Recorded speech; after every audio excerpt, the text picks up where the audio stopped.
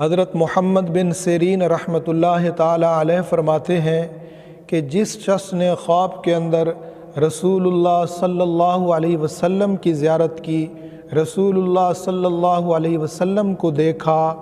تو دلیل ہے اس بات کی کہ وہ تمام قسم کی پریشانیوں، مصیبتوں، تکلیفوں سے نجات حاصل کرے گا۔ اسی طرح جس نے رسول اللہ صلی اللہ علیہ وسلم کو خواب میں دیکھا، آپ کی زیارت کی، گویا اس نے نیک لوگوں کو دیکھا، گویا اس نے اولیاء کو دیکھا، گویا اس نے ولیوں کو دیکھا، گویا اس نے صحابہ کو دیکھا، انبیاء کو دیکھا۔ اسی طرح جس نے بھی رسول اللہ صلی اللہ علیہ وسلم کو خواب میں دیکھا، اگر وہ قیدی ہے تو وہ بہت جلد رہائی پائے گا۔ اسی طرح اگر وہ پریشان حال ہے، وہ قحط اور تنگ دستی میں ہے، تو وہ بہت جلد خوشحال ہو جائے گا۔